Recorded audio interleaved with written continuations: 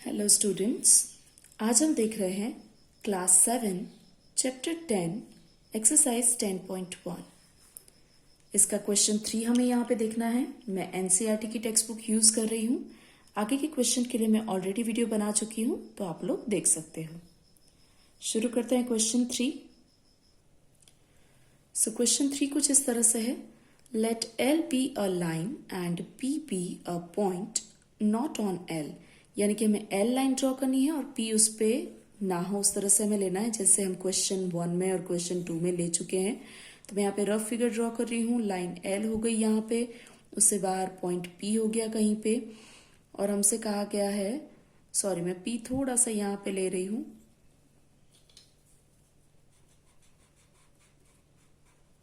Okay.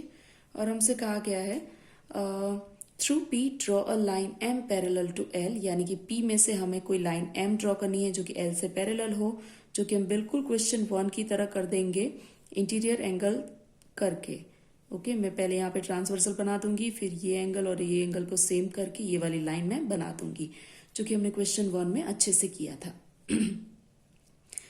फिर हमसे कहा गया है now join P to any point Q on L, यानी एल पर हमें कोई भी एक पॉइंट एक्स्ट्रा क्यू लेना है और हमें पी क्यू को ज्वाइन करना है कुछ इस तरह से। Choose any other point R on M, और हमें एम पर से कोई भी एक पॉइंट आर ड्रॉ करना है जैसे कि ये वाला। और हमसे कहा गया है through R draw line parallel to P Q, यानी आर में से हमें कोई ऐसी लाइन ड्रॉ करनी है जो कि पी क्यू से पैरेलल हो, राइट। तो मैं यहाँ पे करस्पॉन्डिंग इंटीरियर करस्पॉन्डिंग एंगल का यूज करूंगी, यानी कि करस्पॉन्डिंग एंगल के बारे में आपको पता है कि ये वाला एंगल और आर के इस साइड वाला एंगल, अगर दोनों ही सेम साइड ट्रांसवर्सल के सेम साइड बनने वाले एंगल्स अगर मैं बना दूं और उन दोनों को सेम कर दूं, तो आर में से पास होने वाली ऐसी कोई लाइन जो बनेगी वो बिल्कुल पैरेलल होगी। सॉरी मैंने यहाँ पे थोड़ा अलग ड्रॉ किया है इस तरह से, राइट। ये रफ फिगर है, प्रॉपर नहीं है, हम बाद में अच्छे से अपनी फिगर बना लेंगे। तो आर में से मुझे कोई ऐसी लाइन बनानी पड़ेगी जिससे ये एंगल एंड ये एंगल दोनों ही सेम हो जाएंगे, करस्पॉन्डिंग इंटीरियर एंगल्स, ओके। तो आर में से पास होने वाली लाइन बन जाएगी जो कि यहाँ पे एल को एस में टच करेगी, और ये आर एस जो है वो पी क्यू से पैरेलल बन जाएगी, ओके। और फिर आगे पूछा है what shape two sets of parallel lines enclose, इससे क्या शेप बनता है, लेकिन फिलहाल हम डिसाइड नहीं कर सकते, फिलहाल हम अपनी फिगर रेडी करेंगे। तो शुरू करते हैं। सबसे पहले लाइन एल बनानी है जो कि किसी भी मेजरमेंट से बन जाएगी, क्योंकि वो लाइन है तो उसका मेजरमेंट फिक्स नहीं है। तो मैं यहाँ पे ड्रॉ कर लूंगी लाइन एल।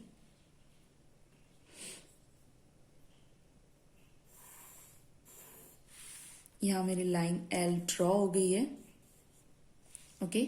अब मुझे क्या करना है, उससे बाहर कहीं पे पॉइंट पी लेना है, तो मैं यहाँ पे ले लूंगी।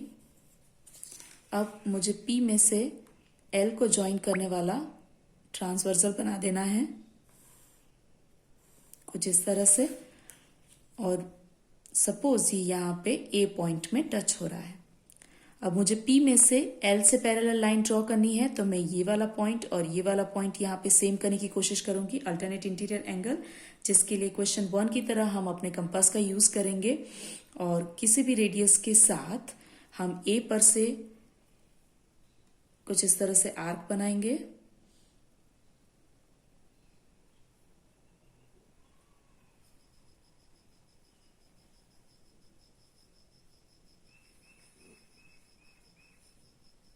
और सेम पी में से भी उसी लेंथ के साथ हम आर्क ड्रॉ कर देंगे। आप आर्क बनाते वक्त कोई भी रेडियस सेट कर सकते हो, लेकिन फिर वो लास्ट तक हिलनी नहीं चाहिए। अब ये जो हमने आर्क बनाया है वो आर्क दो जगह पे टच हो रहा है, पॉइंट एल को भी एंड पी को भी, तो वो दोनों पॉइंट की हम स्ट्रेट लेंथ ले लेंगे।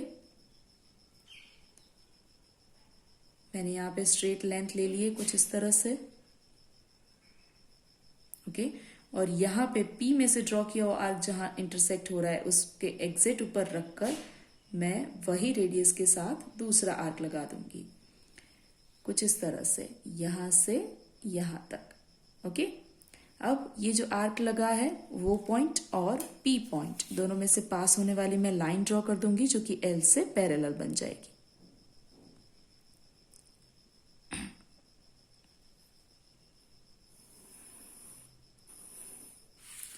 तो ये हो गई मेरी लाइन एम जो कि एल से पैरेलल है। ओके, अब मुझे यहाँ पे क्या करना है, हमसे कहा गया है कि लाइन एल पर ही मुझे कोई पॉइंट क्यू ले लेना है। मैं यहाँ पे कोई पॉइंट क्यू ले रही हूँ, आप कहीं पे भी ले सकते हो, और पी क्यू को ज्वाइन करना है।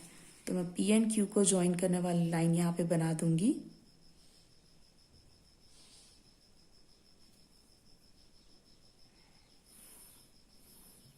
ये हो गया मेरा पी एंड क्यू ज्वाइन।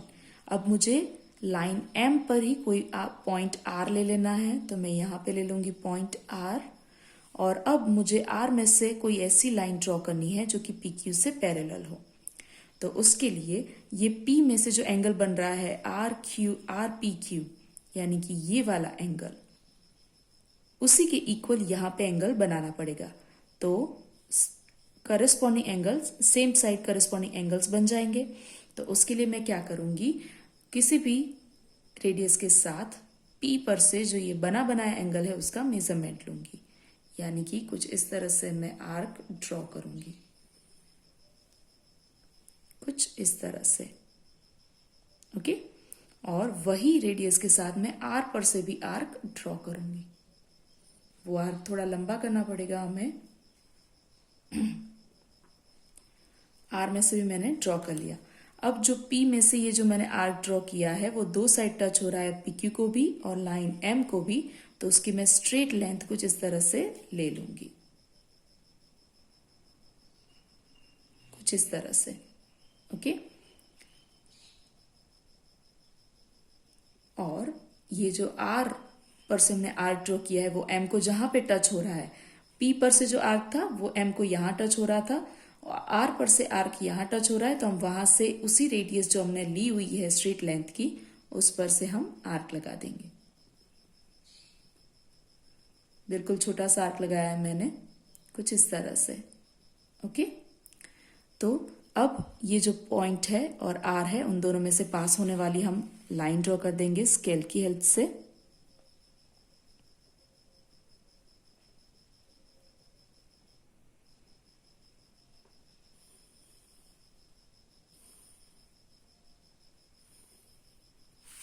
कुछ इस तरह से। मुझसे एक्स्ट्रा लाइन ड्रॉ हो गई है, वो मैं इरेज कर दूंगी।